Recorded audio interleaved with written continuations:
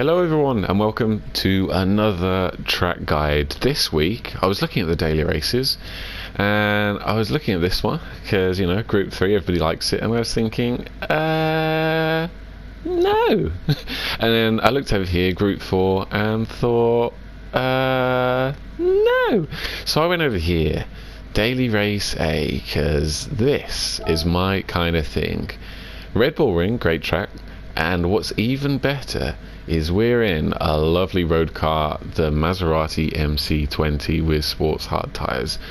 5-lap race, really fun combo, something a bit different as well, because most of the Group 3 and Group 4 cars you've got to kind of drive in a similar way, whereas this completely different. You've got to brake so early that the car doesn't turn. You've really got to try and rotate it, control the traction on the exit, and it's something really refreshing and beautiful. So yeah, really enjoyed doing a lap for this one, and I was lucky enough, I did this maybe 5 o'clock on Monday UK time, and managed to grab myself a top 10 position. I'm probably not in the top 10 anymore, but what it does mean is I have a replay. Yeah.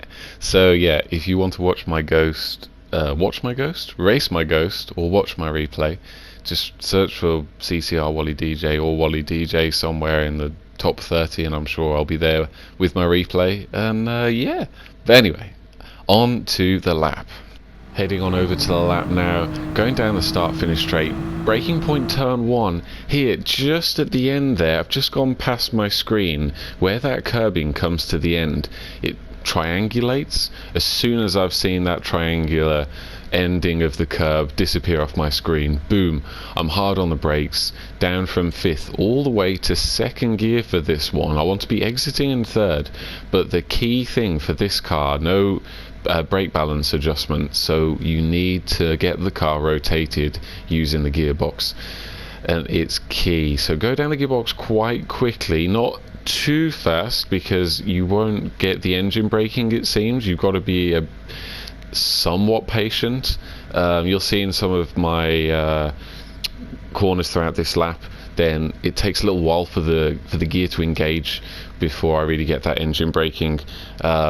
But the key thing here, yeah, brake as hard as you can, and see here, I'm down into 2nd, and that's really helping me get rotated for this apex, and you can jump all over this curb here. As long as you have your left 2 wheels on the track, you can cut quite a lot of this inside curve, which is really critical for the drive. I could have cut it a bit more myself, but yeah, you can see already back up into 3rd gear now. I've got the rotation, and see, look how gentle I was on the throttle. You got to be so patient, because you do not want wheel spin on this car. Any wheel spin will really affect your drive out of the corners. It might feel like you're going forwards, but you really are not. You're better off just to be patient and wait until the car's completely straight, and then you're off and away. Onto turn 2 now. Make sure the car is as straight as you can, because it can get a bit squirrely under braking, and as soon as this curb starts on the left hand side of my screen, you can see now I've just started braking as that curb disappears off on my screen. Down the gearbox all the way to 1st for this one to get that rotated right at the end there, and immediately back up to 3rd. Missed the apex a bit, but it's kind of okay, because you just want to carry the speed through this turn, and if you really sort of V the apex, let's say, and attack it quite hard, then you'll really struggle for traction on the exit. So actually sometimes taking that slightly wider line will give you an easier time on the exit. Again, I'm being so gentle on the throttle. Look, I'm waiting for so long in 3rd gear before the car is straight.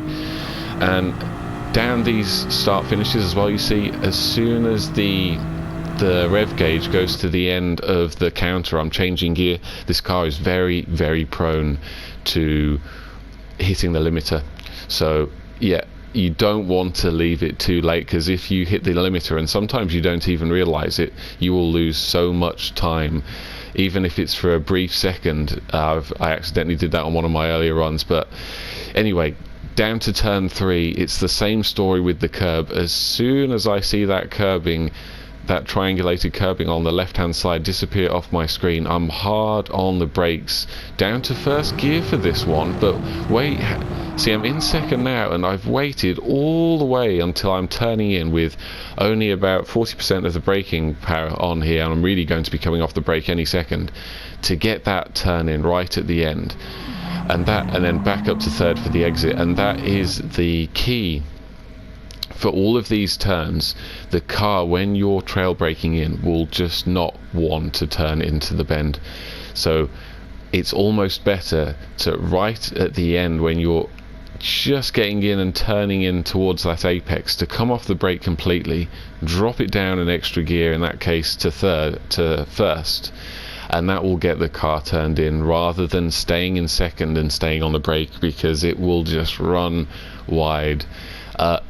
Here, really, this is normally a non-corner, but you've got to be so gentle on the throttle. I even do a slight lift there, as you see, just to stop the car from sliding. It's so easy to slide around that turn, so I would almost advise just lifting off the throttle ever so slightly rather than powering through, because any slide will lose you so much time.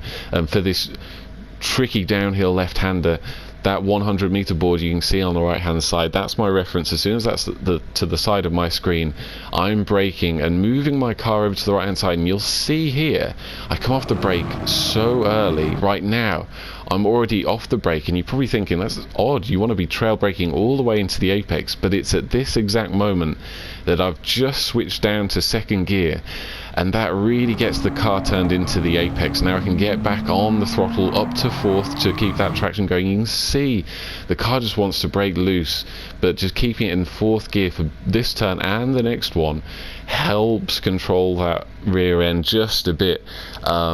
But yes, so important on that previous turn that you use that second gear to get the car turned in. Don't leave you braking too late, because you'll just understeer wide.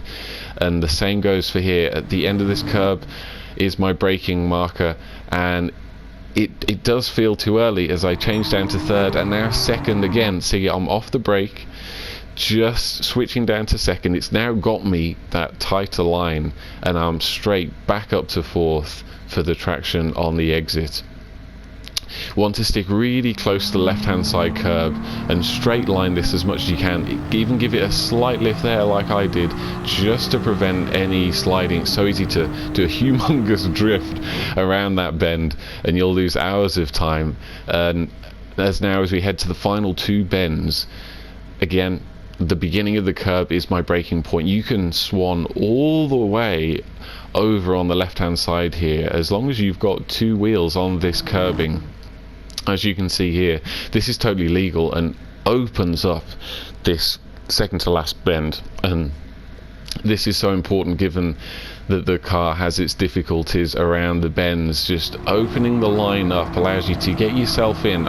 You can short shift up to fourth here. I don't. I leave it a bit too late, running it right out to the paintwork. Again, two wheels on the curbing is totally legal here, but you don't want all four wheels onto the green, because that is a penalty. And as we head to the final turn, just before this red Austrian striping on the left hand side comes to the end, that's my braking point. And again, you have to go down to second for this turn. Right there just gets me that extra rotation to the apex, and then immediately back up to third to try and control that power short shift to fourth, and across the line we come to complete the lap. A 35.6, pretty solid time. I'm pretty pleased with it, to be honest. Haven't had a top 10 time before, so it was nice to do that one. But yeah, just taking a quick look at the lap here, just to run through a few extra bits and pieces. Gear changes, just remember, don't leave your gear change too late, because you don't want to be hitting the limiter. The limiter is right after that gauge comes to an end on your screen, so yeah, you really want to be proactive on that one. Make sure you don't downshift overly aggressive, because for some reason the engine braking doesn't seem to kick in and the gear doesn't quite select So you want to be fairly aggressive, but don't spam down the gearbox like a maniac, otherwise the engine braking will not take effect. And the other key one, using those lower gears right at the apex when you're off the brake, just dab it down to a lower gear, really gets that car rotated in, and then you can go back up to your higher gear, whether it's third or fourth, to give you the traction on the exit, as I do a nice little slide there. But yeah, that is pretty much it. No brake balance controller, as I said, on this car, so you can't switch the brake balance to the rear to help you with that rotation, which is why using the gearbox to your advantage is so important here. And if anything, it's definitely better off for you to brake early and take it easy, and work your way forwards, because if you treat this like a Group 3 race car and go all aggressive, you're gonna have problems and you're gonna hate it because it's actually quite fun. But that's this week's track guide done for Daily A. We're not sure if we'll do B or C. Bit of a strange combination, those ones, so we'll see how we get on with them. But yeah, thank you so much for watching, and see you in the next one.